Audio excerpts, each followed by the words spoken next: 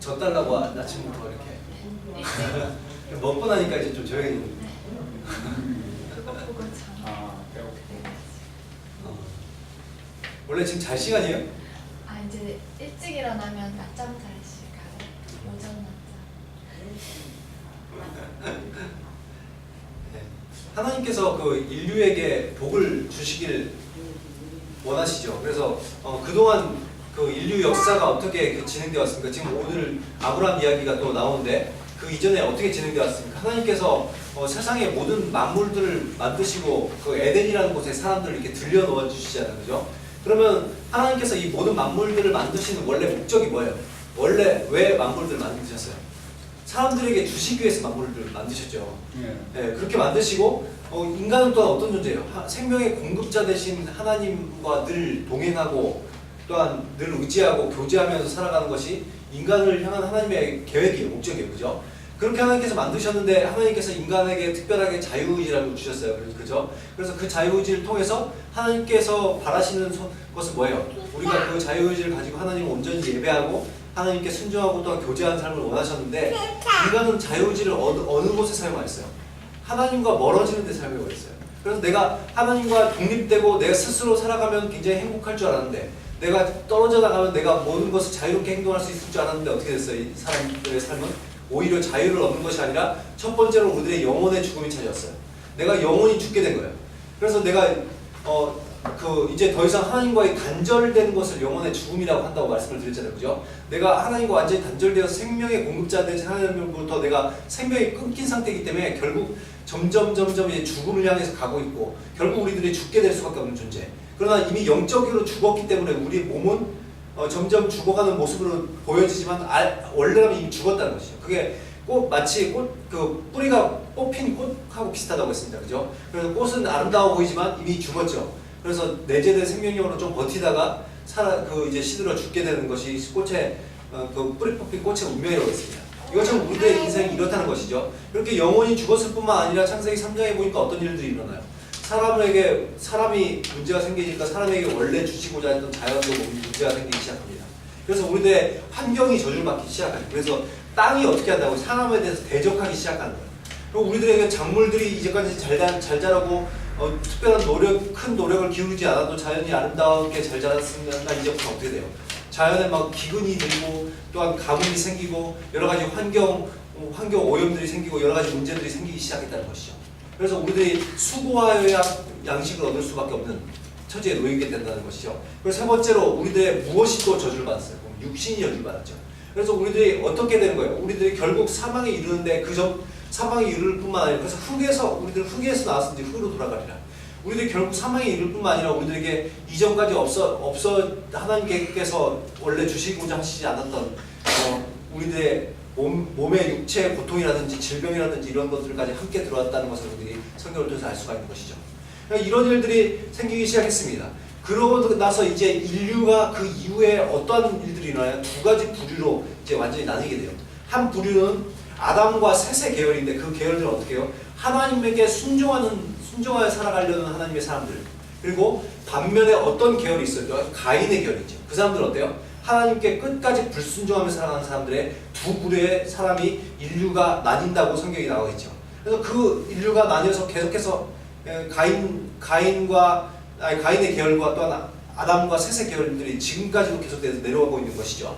근데 물론 이제 아담의 계열은 완전히 나중에 결국 어떻게 돼요? 창세기 6장에 보면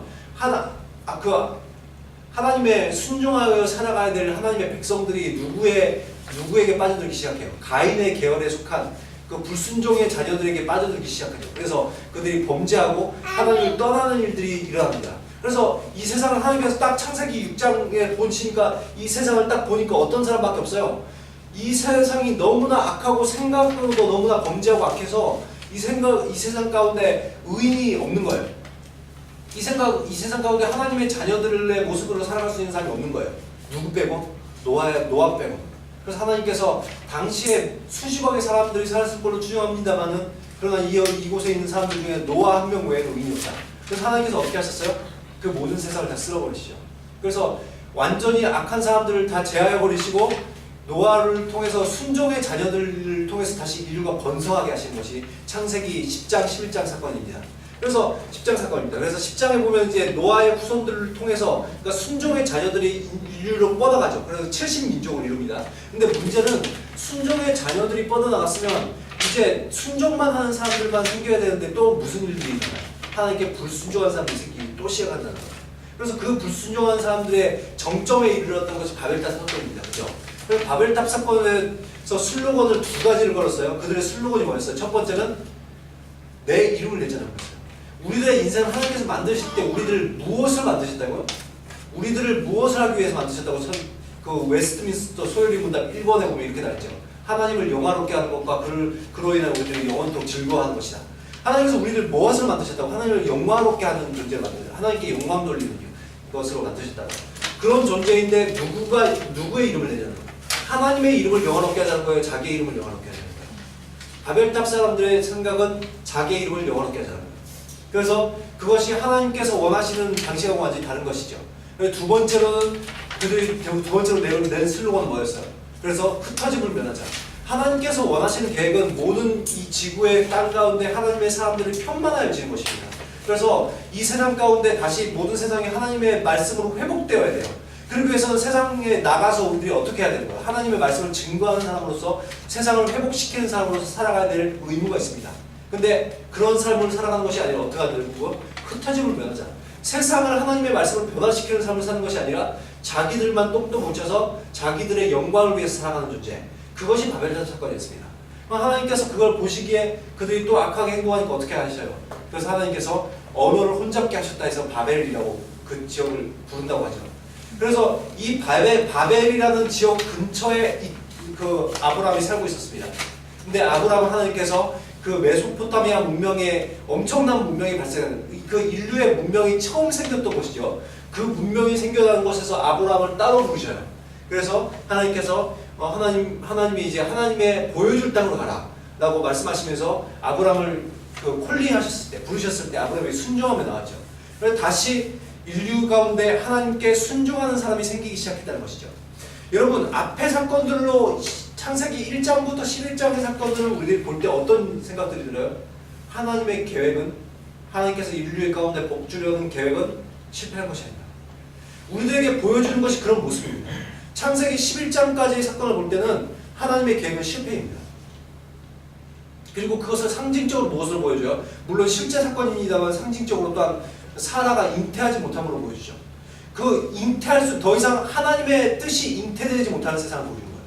더 이상 인류로서 소망이 없는 세상, 완전히 이 세상이 끝나야 된다는 끝으로 가고 있는 세상. 이것이 창세기 11장까지의 사건이었어요. 그런데 이곳 가운데 그 소망이 없는 가운데 하나님께서 누구 한 명 부르십니다. 그게 아브라함이었어요.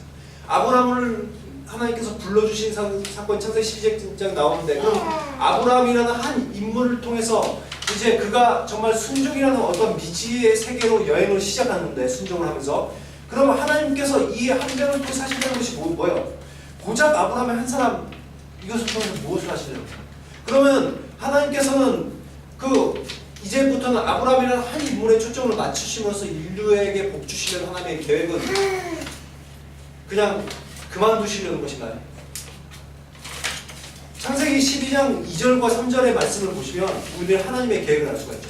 하나님께서 그들에게 단지 아브라함에게만 복을 주시는데 거치지 않고 그를 통해서 어떤 계획을 가지고 있는 거예요? 다시 아브라함을 통해서 인류를 향한 하나님의 복을 계획하고 있다는 것을 창세기 12장 2절과 3절 말씀 통해서 우리들은 알 수 있죠. 복의 통로로 삼으시겠다는 거예요. 아브라함을 복의 통로로 삼으시겠다는 거예요. 그래서 그것이 땅의 모든 족속이 그로 인하여서 복을 받게 된 것이다. 여러분 갈라디아서 3장 29절 말씀을 보면 어떤 말씀이 있냐면 우리들 그 예수 그리스도를 믿는 사람들이 예수 그리스도 안에서 무엇이라고 얘기하고 있냐면 아브라함의 자손이라고 얘기합니다. 우리들이 비록 아브라함의 혈통 가운데서 나지 않았지만 하나님께서 예수 그리스도를 믿는 자들은 무엇으로 삼아주시겠다? 아브라함의 자녀로 삼아주시겠다는 거예요. 아브라함의 자녀라고 삼아주시겠다는 그 말씀 가운데 무엇이 있냐면 아브라함의 유업을 받을 자라는 뜻이 있는 거예요. 아브라함의 기업을 물려받을 자라는 뜻이 있는 거예요. 그럼 아브라함의 기업이 뭔데요? 창세기 12장 2절과 3절에 나는 것이에요. 내가 너로 인해 복이 되게 할 것이고 복을 네 자체가 복이 되게 할 것이고 두 번째 뭐가 되게 하시겠다? 너로 인하여 열방이 복받게 하시겠다. 하나님께서 이 아브라함에게 주신 복은 두 가지입니다. 너 자신이 복을 받을 것이다. 그리고 너로 인하여서 세상 모든 사람들이 복을 받게 됩니다. 이 두 가지. 이 두 가지가 복인데 그 안에 우리들이 받아야 될 모든 복들이 포함되어 있는 것입니다. 나의 물질적인 복과 생명의 복과 나의 어떠한 다른 사람들을 도울 수 있는 복과 그 다음에 세상을 회복시킬 수 있는 모든 복까지 모든 복들이 그 두 가지 복 안에 다 포함되어 있는 거예요. 이 복을 아브라함에게 주셨는데 문제는 예수 그리스도를 믿는 모든 사람들이 그 아브라함의 자손이 되었으니 어떻게 된다고요? 나도 그런 복을 받을 수 있는 자가 없는 자다. 나도 그 복을 받고 누릴 수 있는 자라고 성경을 말하고 있는 것이죠. 그러면 이렇게 말하고 있는데 하나님께서 사람들에게 주시고자 하셨던 복이라는 것은 사실은 원래 하나님께서 인간에게 주시고자 계획하신 복이 있어요. 그것을 다시 회복시키는 게 아브라함에게 주시고자 하는 복이에요. 우리에게 주시고자 하는 복이에요. 그러면 무엇이 우리들에게 주시고자 하시는 복이었는데 지금 완전히 어그러진 거예요. 창세기 3장에 아까 나왔던 그 내용이죠. 하나님께서 원래 주시고자 하셨던 복하고 멀어진 저주들을 보면 그것을 다시 회복시키는 것이 하나님의 복인지 알겠죠, 그죠? 그러면 무슨 저주를 받았다고요? 우리들이 영혼의 죽음을 받게 되겠다고, 그죠? 하나님과의 완전히 단절되고 우리들이 하나님과의 교제가 단절되고 완전히 죽은 상태에 빠지게 됐어요. 그럼 하나님께서 원하신 것이 뭐예요? 다시 하나님과의 친밀한 관계를 회복하는 것이 하나님께서 우리들에게 주시고자 하는 복이겠죠, 그죠? 그래서 내가 하나님과 교제할 수 있는 자, 동행할 수 있는 자, 하나님의 음성을 들을 수 있는 자, 이런 자로 살게 하시는 것이 하나님의 복이에요. 그래서 우리들 가운데 이런 복을 누가 받게 된다? 예수 그리스도를 믿는 모든 사람들이 받을 복이라고 성경을 말하고 있는 것이죠. 그럼 두 번째로 저주를 받았던 것이 뭐였어요? 그로 인해서 우리들이 영혼이 죽게 됨으로써 어떤 일들이 일어나요? 환경이 저주를 받았죠, 그죠? 그러면 하나님께 환경이 저주를 받아서 그래서 땅과 만물이 변형되고 물질적인 복으로부터 우리들이 단절되기 시작했습니다. 그러면 하나님께서 회복시키고자 하시는 복은 또 뭐가 있어요? 당연히 이 만물들과 모든 것으로부터 올 수 있는 축복을 다시 받게 하시는 거죠. 만물이 형통하게 되고 우리들의 만사가 형통하게 되고 생활에 필요한 모든 것들을 공급받을 수 있도록 하나님께서 하시고자 하는 것이 우리들의 복이겠어요, 아니겠어요? 당연히 그것이 하나님께서 우리들에게 주시고자 하는 복이랍니다. 내가 단지 영혼만 구원받고 어렵게 살다가 끝나는 것이 하나님의 뜻이 아니고 우리들에게 이제까지 단절되어 왔던 환경적 복을 우리에게 다시 회복시켜 주시는 것이 하나님의 뜻이라는 거예요. 그러면 예수 그리스도를 믿는 사람들이 물론 모든 사람들은 아닙니다. 우리들이 이 땅에서 물론 박해를 받고 여러 가지 어려움을 당하는 사람도 있고 애매한 고난을 받는 사람들이 있는 것은 사실이지만 전반적인 하나님의 뜻은 뭐예요? 우리들 가운데 당연히 물질적인 복도 와야 되고 우리들의 만사가 형통되고 우리들의 직장 생활들이 잘 돼야 되고 가정 생활이 평안한 것이 하나님의 뜻이다 아니다? 당연히 하나님의 뜻이라는 거예요. 그것이 저주로 인해서 잘못된 것인데요. 하나님께서 회복시키기 원하시는 거예요. 세 번째로 우리들에게 저주 받았던 것이 뭐예요? 우리들의 육신의 저주죠, 그죠? 그래서 우리는 사망에 이르게 됐을 뿐만 아니라 우리들이 어떤 일들, 이 땅에서 어떤 일들을 겪어요? 우리들의 육체가 굉장히 연약하고 질병 가운데 빠지고 그때 죽는 일들이 생긴다는 거죠. 여러분, 그럼 하나님께서 이것까지도 회복시키기 원하시겠어요? 아니면 원하시겠어요? 당연히 예수 그리스도를 믿는 사람들을 이것까지도 회복시키기 원하시는 거예요. 그래서 우리들이 성경에 보면 그래서 어떻게 되기를 원하시는 거예요? 하나님의 뜻이 보면 장수하기를 원하시는 거예요. 우리들의 육체가 건강하기를 원하시는 거예요. 그래서 이런 것들에 대해서 우리들이 단지 하나님께서 우리들에게 주시고자 하시는 복이 나의 영적인 복만을 얘기하는 것입니다.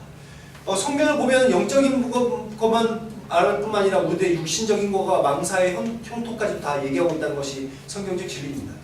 우리들의 예수 그리스도를 믿으면 당연히 우리들의 영적인 것뿐만 아니라 상당히 내 삶의 실질적인 부분 가지고 새롭게 되고 복을 받는 인생을 살아야 된다는 것이죠. 그래서 이 모든 것이 아브라함을 통해서 계시되었고 예수 그리스도를 믿는 모든 사람들이 받을 복이라고 성경은 말하고 있는 것입니다. 여러분, 내가 예수 그리스도를 믿고 영혼과 환경과 육신의 저주에 의해서 해방되어서 하나님의 자녀된 권세를 누리는 것, 이 성경에 이것이 포커스가 맞춰져 있는 거죠. 이 성경을 통틀어서 우리들에게 하시는 말씀은 뭐예요? 인류를 향한 하나님의 복이 있다고 말씀하시는 거죠. 그 복이 이 안에 기록되어 있는 거예요. 우리들이 인류를 향한 복, 그 예수 그리스도를 믿으면 그 복을 받는데 그 복들이 이 성경책에 기록되는 거예요. 그래서 너희들이 이런 복을 받게 될 것이다. 이것이 성경에서 말하고 있는 것이죠. 이것은 하나님께서 태초 전부터 이미 계획하셨던 것이고 우리들 가운데 당연히 회복되어야 될 것입니다. 그러면 이러한 복들을 우리들이 받고 우리들이 끝까지 잘 살아갈 수 있으면 좋겠는데 우리들의 문제는 어떠하게 돼 있어요? 우리들 예수 그리스도를 믿음에도 불구하고 또한 어떤 사람들은 하나님께서 이런 복을 주신다고 말씀해 주셨음에도 불구하고 이런 복들을 누리고 살아가지 못하고 있다는 거예요. 그래서 보면 이러한 복을 받지 못하고 살아가는 가장 결정적인 이유가 뭘까요? 물론 우리들은 믿는 사람들이지만 하나님께서 우리 그 믿음의 여정을 시작하지 않은 많은 사람들이 있죠. 그 사람들은 우리들보다 더욱더 안 좋은 상황 가운데 살아가죠. 그들에게 영혼으로 완전히 영혼적으로 죽은 상태에 아직도 있는 사람들이 있죠. 여러분 전 세계 크리스찬들이 그렇게 많지 않습니다. 세계 33분의 1이 크리스찬이라는 말이 있고 그렇지만 그 가운데 가톨릭 신자들이 절대 다수를 포함하고 있습니다. 그리고 그 가톨릭 여러분들도 아시겠지만 그들은 잘못된 신앙들을 가지고 있습니다. 일단은 우상 숭배 가운데 거의 찌들어져 있는 인생을 살아가고 그들은 예수 그리스도를 통해서 구원을 받는다고 말하지만 다른 많은 것들을 통해서 구원을 받는다고 믿고 있습니다. 그래서 그들에게 미사라는 것 자체가 예수 그리스도의 몸을 다시 찢는 행위죠. 우리들의 다시 예수 그리스도가 2000년 전에 십자가에 달리셨을 때 그것만으로 구원을 우리들을 시킬 능력이 없기 때문에 어떻게 하는 거예요? 매주 예수 그리스도를 죽임으로써 우리들의 그 능력을 받으려는 거죠. 왜 많은 성모 마리아를 그들이 섬기고 또한 많은 성인들을 통해서 기도를 하고 하는 행위들을 합니까? 뭐 때문에 그런 거예요? 예수 그리스도의 보혈의 능력만으로 부족하기 때문에 마리아의 이름이 필요한 것이고 많은 성인들의 이름이 필요한 것입니다. 그들의 힘을 합쳐야지만 구원을 받는다고 생각합니다. 우리들이 왜 연옥이라는 교리를 그들이 만들었습니까? 우리들이 천국에 갈 수 있는 우리들의 행위적으로 봤을 때 천국에 갈 수 있는 능력이 아니기 때문에 예수 그리스도의 은혜로 우리들이 구원을 받는 것이 아니라 우리들이 노력을 해서 구원을 받을 수 있고 의인이 되어야 되는데 그것을 할 수 있는 능력이 우리가 없기 때문에 어떻게 하는 거예요? 연옥이라는 곳에 잠깐 갔다가 여기서 기도를 하고 열심히 공로를 세워주면 그들의 조상들이 천국을 받는다고 믿는 엉뚱한 교리를 만드는 것이죠. 그러면 가톨릭은 실제로 뭐예요? 행위적이죠. 그들은 예수 그리스도의 은혜를 구원받는 건 믿지 않아요.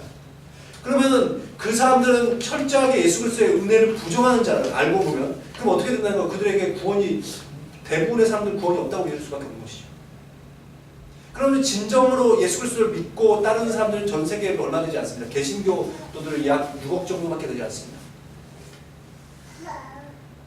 많은 사람들이 예수 그리스도에게 복음을 거부함으로써 하나님께서 주시고자 하는 복을 계속해서 받아들이지 않고 있습니다. 우리들이 가장 먼저 해결돼야 될 영혼의 죽음의 문제가 해결되지 않는 이상 두 번째, 세 번째 문제들이 해결되지 않는 것이죠.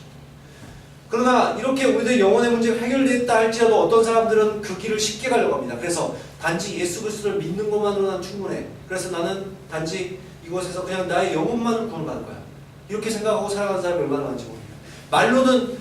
그러나 또한 말로는 그렇게 하면서 그들도 복을 받기로 하죠. 그러나 그들의 삶 가운데서 복을 받을 행동들이 나오지 않는 것이죠. 여러분, 우리의 영혼을 구원을 받는 문제는 분명히 우리에게 예수 그리스도의 전적인 은혜로 받습니다. 그러나 우리들의 가운데 하나님께서 주시고자 하는 나머지 복들을 성경에서 뭐라고 얘기하고 있습니까? 우리들이 순종할 때 받을 수 있다고 얘기하고 있어요. 우리들이 믿음으로 우리들이 반응할 때 받을 수 있다고 얘기하고 있어요. 적당히 세상에 섞여 살면서 그냥 구원을 받는 정도로 만족하는 사람은 저는 절대로 하나님께서 주시고자 하는 여러 가지 복들을 받을 수가 없다는 것이죠. 물론 그 자체가 무의미하지 않습니다. 우리들이 결국엔 구원을 받을 수 있기 때문에. 그래서 성경에 뭐라고 얘기하고 있어요? 우리들이 공덕을 쌓는데 그 공덕이 우리들의 지푸라기나 탈 것으로 쌓으면 어떻게 되는 거예요? 우리들이 구원을 받는 그 시점에 모든 그 공덕들이 다 타워서 없어질 것이라고 얘기하죠. 성경은. 그리고 목사님들 중에서 이런 얘기를 하시는 목사님이 있습니다. 뭐 부끄러운 구원을 받는다든지 아니면 천국에 가는데 개털 모자 쓰고 있다든지 이런 얘기 하시는 분들이 있는데 물론 뭐 그 정도로 구원을 받았음에도 불구하고 그런 상태에 있지 않겠죠. 근데 아무튼 정말 우리들이 겨우 구원을 받았다는 것은 사실 그렇게 된다면 하나님께서 원하시는 것은 우리들에게 그런 모습으로 있는 것이 아니라 이 땅에서도 하나님이 충분히 크리스찬답게 살아갈 뿐만 아니라 우리들에게 하나님께서 주시고자 하시는 그런 복들을 받기를 원하신다는 것이죠. 그런데 오늘 보시면 이렇게 하나님께서 놀라운 삶을 계획하시고 있음에도 불구하고 그 아브라함과 함께 하나님의 뜻을 따라 나갔던 롯이 그런 인생에서 벗어나서 소위 말하는 세상적인 크리스찬으로 살아가는 모습을 보여주고 있습니다. 창세기 13장에 나오는 모습이죠. 창세기 13장에 롯이라는 사람이 한 가지 시험을 만나요. 그 시험이 뭐였어요? 그들이 하나님께서 그들에게 복을 주셨어요. 아브라함이 철저히 하나님을 믿고 순종하였더니 하나님께서 그 가족 가운데 복을 부어주셨습니다. 근데 그 복을 받으면서 롯도 함께 하나님의 말씀에 순종함을 따라왔기 때문에 어떻게 돼요? 롯도 덩달아 복을 받았어요. 근데 그들의 소유가 넉넉함으로 인해서 너무나 풍족해짐으로 인해서 그 지역에 같이 살기가 좀 어려워진 거예요. 여러분 그 당시에 목축업을 하고 있기 때문에 양들이나 어떤 동물들에게 풀들을 먹여야 되는데 그것을 다 먹이기에는 그리고 물들을 공급하고 여러 가지 같이 생활하기는 넉넉한 공간이 되지 못합니다. 거의 두 개의 부족을 이루게 되었으니까요. 규모가. 그러니까 이제 두 부족이 같이 살 수 있을까 여러 가지 어렵다는 것이죠. 그래서 아브라함이 서로 우리들이 이렇게 소유가 많으니까 아무래도 같이 살기 어렵겠다고 했습니다.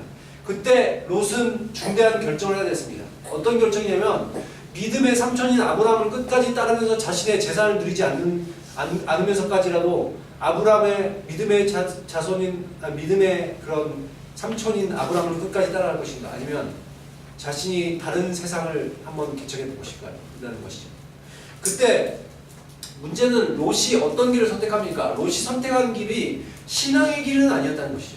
그래서 10절의 말씀 보면 13장 10절 말씀 보면 그는 풍족한 삶을 보장해 줄 것 같은 길을 찾아 떠나죠. 거기에 하나님의 동산, 여호와의 동산 같고 뭘 말하는 거예요? 그들이 전에 내려왔던 어떤 에덴 동산의 이미지가 있는데 그런 모습과 같이 아름다운 땅이다. 그리고 또한 어떤 땅 갖고 있다고요? 이집트라는 곳이 너무나 풍요로운 땅인데 그런 땅 같다는 거예요. 그런 땅 같은 곳에 땅을 보니까 어떻게 되는 거예요? 그 땅을 가고 싶은 거예요. 그래서 그 땅을 가기 시작해요. 여러분 12절에 보면 롯이 얼마나 점점 비참한 상태로 빠져들고 있는지, 영적 기구로 비참한 상태에 빠져들고 있는 것은 12절 말씀에 나와 있습니다. 그가 어디를 향해 가고 있어요? 그가 점점 어디를 향하고 있다고요? 소돔을 향하여 가고 있어요. 여러분 이것은 단지 내가 소돔으로 가고 있다는 것을 소돔에 거류하였다고 얘기하는 것이 아니라 그 하나님께서 점진적 단계성을 보여준 거예요. 지금 점점 소돔 가운데로 빠져들고 있는 롯의 모습을 보여주고 있는 거예요. 뭐예요? 근데 소돔에 대해서 특징을 하나님께서 말씀하시죠. 그 다음 절에 뭐라고 얘기하고 있어요? 소돔은 하나님 보시기에 악한 땅이었다고 얘기하고 있어요. 그러면 롯이 어떻게 되고 있다는 건 지금 영적으로 어떻게 되고 있다고 말하는 거예요? 영적으로 점점 세속화되고 악해져 가고 있다고 얘기하고 있는 것이죠. 지금 이 상태로 빠져 있는 거예요. 정말 하나님께 악하며 큰 죄 있는 곳으로 세상과 거타는 삶을, 그 롯의 방향성이 그렇다는 거죠. 영적인 방향성이 점점 악한 곳으로 빠져들고 있다는 거예요. 그러면 우리들이 결론적으로 무슨 일들이 일어날 것을 이런 것을 우리들이 볼 수가 있어요? 그가 하나님께 불순종하게 되고 믿음을 저버리게 되기 때문에 결국 하나님께서 주시는 복조차도 얻지 못할 것이라는 분들이 암시적으로 알 수가 있는 것이죠. 실제로 그 다음에 14장 사건이 그것이 터지는 것이 아니에요. 보잖아요. 결국 어떻게 돼요? 그들이 롯이 겨우 자기 목숨만을 건지는 사건이 나오죠. 그것도 아브라함에 의해서 겨우.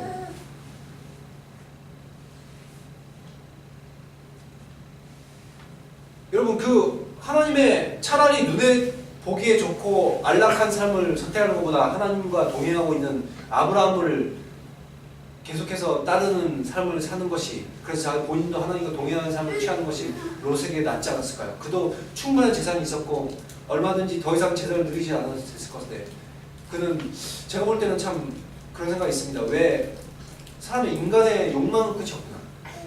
그렇게 충분히 만족할 수 있음에도 불구하고 계속해서 재산을 늘리려다 보니까 오히려 어떻게 자기 인생은 더 꼬이게 되죠. 하나님께서 주신 복을 차버린 것이죠. 반면에 아브라함은 어떤 삶을 사는가요? 아브라함은 믿음으로 순종했을 때 그가 구하지 않는 것까지도 누리는 삶을 살게 됩니다. 그토록 바벨탑을 지어가면서까지 그들이 유지하고자 했던 것이 뭐예요? 그들은 명성을 얻고 안전하고 또한 후손들에게 줄 수 있는 유산들을 주기를 원했습니다. 그러나 그들은 그런 삶을 살지 못했어요. 근데 아브라함은 그것을 구하지 않았음에도 불구하고 그에게 어떤 일들이 줘요? 하나님을 믿고 순종할 때 그 모든 것까지는 주는 일들이 창세기 12장부터 하나님께서 주신다고 약속한 모든 것들이 13장, 14장, 15장 쭉 가면서 이루어지고 있는 모습들을 우리들이 보게 되죠. 하나님께서 이 땅에서도 우리가 그저 그렇게 사는 것들을 기뻐하지 않습니다. 하나님은 오히려 이 시대의 요셉과 다니엘과 다윗과 또한 엘리야 같은 사람들이 일어나기 원하시죠. 하나님의 말씀을 그대로 믿고 하나님의 말씀에 순종하여서 하나님께서 주시고자 하신 놀라운 복을 받기를 원하시죠. 그런 삶을 살아가기를 원하세요. 내가 복을 받아서 영혼이 잘 되고 범사가 잘 되고 내가 강건해지길 원하시는 하나님들. 그리고 그뿐만 아니라 나를 통해서 세상을 향한 하나님의 계획이 펼쳐지길 원하시는 것이죠. 사실 우리 인생도 하나님에 대한 믿음과 불신앙 그리고 순종과 불순종의 문제가 아닙니까? 여러분 인류 역사상 문제는 그거였습니다. 하나님을 믿느냐 아니면 불신하느냐, 하나님께 순종하느냐 아니면 불순종하느냐. 하나님께 순종하고 바른 믿음을 보였던 사람은 하나님께서 끝까지 복을 주시는 장면이 나오고, 그렇지 않은 사람들에게는 그들에게는 저주가 있는 것을 보여주시죠. 그것이 성경이 기록하고 있는 말씀이 아닙니까? 롯도 아브라함과 같이 믿음의 여정을 시작하고 그가 끝까지 하나님의 말씀을 순종하였더라면 그도 아브라함과 같은 복을 받는 사람이 되었을지도 모릅니다. 반면에 아브라함은 이런 세속적인 길을 걷지 않죠. 그래서 창세기 12장 말씀을 계속해서 우리들이 앞에 내용들을 보게 되면 이런 말씀들이 있죠. 창세기 12장 7절 8절 말씀에 보면 아브라함은 어디 가든지 어떤 일들을 했다는 걸 알 수 있어요. 어디 가든지 제단을 쌓는 것을 먼저 했습니다. 자신의 장막을 치는 것보다 우선시했던 것이 하나님의 단을 쌓는 것이었어요. 늘 하나님께 예배하는 인생을 살았다는 것이죠. 두 번째로 그는 어떤 삶을 살았어요? 창세기 12장 14장 23절을 보면 그가 원하는 것은 뭐였어요? 내 말이 내가 아브라함으로 치붙게 할까 하여서 네가 주고자 하는 이 재물을 받지 않겠다. 무슨 의미라는 거예요? 자기가 소돔 왕을 대신해서 싸워줬고 승리했기 때문에 소돔 왕이 자신의 재산을 주고자 했어요. 근데 네 왕국의 재산을 주는 거니까 얼마나 큰 재산이었겠어요. 근데 그가 거절한 이유가 있어요. 네가 나를 부자로 만든 것이 아니라 하나님께서 부자로 만들어주셨는데 네가 부자로 만들었다고 할까봐 난 너의 재산을 거부하겠다는 거야. 자기가 가지고 있는 재산보다 훨씬 큰 재산입니다. 근데 그 재산을 거부하면서 이런 얘기를 한 거죠. 무엇이 목적이라는 거야? 아브라함은 재산의 목적이 있잖아요. 롯은 재산의 목적이 있었지만 아브라함은 재산의 목적이 있잖아요. 뭐의 목적이 있어요? 하나님의 영광의 목적이에요. 그의 인생은 하나님의 영광의 목적이 있어요.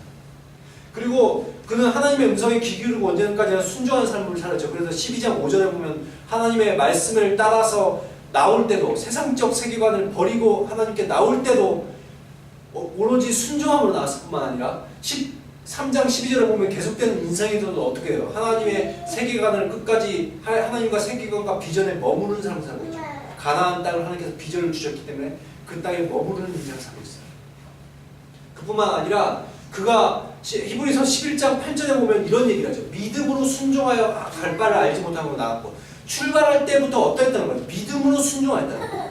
하나님께서 원하시는 우리들이 믿음과 순종이라는 그 단어는 하나님께서 정말 기뻐하신다는 거죠. 근데 그 삶을 살았다는 거예요. 믿음으로 순종하였다는 거예요. 그는. 그래서 알지 못하는 땅으로 들어갑니다. 그리고 히브리서 11장 9절에 보면 어떻게 해요? 믿음으로 약속의 땅에 거류하며 무엇을 말하는 거예요? 하나님의 비전 가운데, 하나님의 뜻 가운데, 하나님의 세계관 가운데 머문다는 것이죠. 하나님의 그런 생각 가운데 머물면서 또한 장막에 거하였으니 늘 하나님의 음성에 순종하여 장막에 왜 거주한 자세요? 늘 떠날 준비가 되는 거예요. 하나님께서 말씀하시면 떠날 준비가 되는 거예요. 그것을 어디서 알 수 있어요? 롯이라는 사람은 어디에 거주했다고 돼 있어요? 장막에 거주한 것이 아니라 소돔이라는 도시 가운데 집을 짓고 살고 있어요. 어떤 인생이에요? 자기가 안락을 추구하는 인생을 살겠다는 거죠. 그런데 반면에 아브라함은 어떤 삶을 살아요? 집을 짓지 않고 천막에 우거하는 삶을 삽니다. 무엇 때문에요? 하나님께서 말씀하시면 언제든지 순종하고 떠날 준비합니다. 그는 하나님의 음성에 언제나 예민한 삶을 살았습니다. 하나님의 뜻 가운데 머물고 비전 가운데 머무는 삶을 살려고 했던 것이죠. 그래서 그가 하나님이 계획하시고 지으실 터가 있는 성을 받았습니다. 내가 지금 있는 천막이 하나님께서 기뻐하는 처소가 아니라 결국 우리를 인도하실 처소가 있다는 것을 믿었다는 것이죠. 그 처소가 뭐예요? 이 땅에서 보면 이스라엘 가나안 땅에 세우실 하나님의 집들을 얘기하는 것이고 하나님의 성전을 얘기하는 것이고 더 나아가 무엇을 얘기하는 거예요? 우리들 가운데 일어나게 되는 새하늘 새 땅 가운데 새 예루살렘을 얘기하는 것이죠. 그것을 바랐기 때문에 아브라함은 그것을 바라보면서 천막에 거주하는 삶을 살았다는 것이죠. 여러분 점점 소돔으로 나아가면 결국 소돔 가운데 정착하고 세계의 문화를 받아들이기 시작한 롯과는 완전히 다른 모습이에요. 아브라함은 회심 이후에 그의 삶의 초점이 오직 어디에 맞춰져 있었다는 거예요. 오직 하나님에게만 초점이 맞춰져 있다는 것을 성경에서 보여주고 있죠. 여러분 그렇기 때문에 아브라함의 믿음은 작은 것이 아니었습니다. 그의 믿음은 엄청나게 큰 것이었고 엄청난 순종이죠. 우리들도 그런데 성경에서 무엇을 말하고 있습니까? 이 성경에 나와 있는 인물들에 대해서 왜 성경이 그렇게 구체적으로 기록하고 있습니까? 하나님께서 말씀하신 건 이 인물들처럼 살면 너희들에게도 동일한 복을 주십니다. 너희가 아브라함처럼 살아가면 아브라함에게 주어진 복이 너희들의 복이 될 것이다. 너희들이 다니엘 같은 결단을 하고 다니엘처럼 살아가면 너희들에게 다니엘에게 주시고자 하는 복을 너희들에게 주실 것이다. 이것이 성경이 말하고 있는 진리입니다. 그럼 영적인 후손인 우리들도, 영적으로 아브라함의 후손인 우리들도 아브라함이 주시는 복을 받을 수 있다는 거예요, 없다는 거예요? 결국 우리 당연히 받아 누릴 수 있다는 것이죠.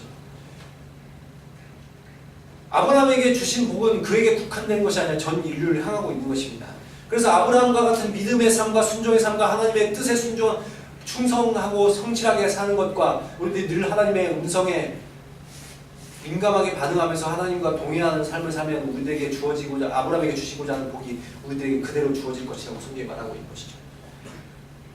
그래서 우리는 단지 이렇게 하면 되는 거예요. 예수 그리스도께서 십자가상에서 이루어 놓으신 놀라운 사건, 그것으로 인해서 무엇이 주어진 거예요? 하나님의 우리들의 인생, 우리들의 영혼이 잘되게 하시고, 또한 우리들이 어떻게 되신 거예요? 영혼의 저주를 우리들이 끊어주시고, 또한 우리들의 환경의 저주를 끊어주시고, 우리들의 육신의 저주를 다 끊어주신 거예요. 십자가상에서. 그죠? 그리고 예수 그리스도의 십자가를 통해서 우리들이 영혼이 회복되고 구원받고, 그리고 우리들의 모든 범사가 잘 되도록 하나님께서 만들어주셨고, 우리들의 육신이 새로워지도록 하나님께서 만들어주셨다고 성경은 말하고 있는 것이죠. 그래서 이런 일들이 일어나는 것이 당연하다고 성경은 말하고 있는 것입니다. 그럼 그렇기 때문에 우리들이 예수 그리스도를 온전히 믿고 순종한다면 이것을 믿음으로 취하시는 거예요. 내가 하나님께서 이 모든 것을 십자가상에서 이루었다는 것을 바라보고 내가 믿음으로 받아들이시면서 하나님께 주님께서 이런 말씀을 하셨기 때문에 이 모든 것을 내 삶 가운데 이루어갈 것을 믿습니다. 우리들이 믿음으로 받아서 기도하고 하나님께 선포하며 나가는 것이죠. 그렇게 할 때 우리들 삶 가운데 이런 것이 이루어질 것이라고 성경은 말하고 있는 것입니다. 요한복음 15장 7절에 주보에도 말씀이 나와 있는데 이런 말씀들이 나와 있죠. 너희가 내 안에 거주하고 내 말이 너희 안에 거하면 무엇이든지 원하는 대로 구하라. 그리하면 이루리라. 내가 예수 그리스도 안에 속한 자로 살아갈 때 그분 안에 속해서 그분의 말씀이 진리임을 받아들이고 그분의 뜻을 알면서 순종하며 살아갈 때 어떻게 하시겠다는 거예요? 내가 구하는 모든 것이 하나님께서 현실로 만들어 주시겠다. 히브리서 11장 1절에도 우리들에게 믿음이라는 것이 뭐라고요? 바라는 것들의 실상이며 보이지 않는 것들의 증거이라고 얘기했습니다. 그 말씀 뭡니까? 내 눈에 아무런 증거가 안 보여요. 근데 그것이 실제적 사건이라고 우리들이 믿고 그것들에 대해서 실제로 그것이 일어날 것이라고 내가 믿는 사람들이 어떻게 하시겠다는 거예요? 그것을 실제로 일어나게 만들어주시겠다는 그 말씀입니다. 그리고 오늘 요한복음 16장 24절 주보에도 나와 있는데 뭐라고 되어 있어요? 지금까지 너희가 내 이름으로 아무것도 구하지 아니하였으나 구하라. 그리하면 받으리니 너희 기쁨이 충만하리라. 예수 그리스도의 안에 속한 자로 우리들이 살아갈 때 하나님의 권세를, 하나님의 자녀된 권세를 우리에게 부어주실 것인데 우리들이 예수 그리스도의 이름으로 구하기만 하면 그 모든 것을 우리에게 주시겠다고 말씀하고 있는 것입니다. 그래서 우리들에게 온전한 믿음을 가지고 순종할 때 하나님께서 이루시는 축복을 바라보시며 우리들이 나갈 수 있는 것입니다. 그래서 우리들 정말 예수 그리스도를 믿는 자일 때 너무 우리들이 위축되어 살아가는 것 같아요. 우리들의 삶을 보면 저도 마찬가지고 여러분의 삶들도 여기에 우리 교회의 특징이 잘 사는 사람이 없다는 것이죠. 우리 교회 몇몇 안 되는 성도들이 계시지만 저를 포함해서 잘 사는 사람이 없다는 거예요. 모두가 어렵게 살고 있고 모든 사람들의 11조를 합쳐봤자 한 명의 11조밖에 나오지 않습니다. 그리고 전부 다 이런 어려운 삶 가운데 살고 있는데 정말 우리들의 삶 가운데 하나님께서 원하시는 것은 이런 삶이 아니죠. 우리들의 영혼이 잘된 값이 우리들의 범사가 잘되고 우리들의 육신이 잘되는 것을 하나님께서 바라고 계십니다.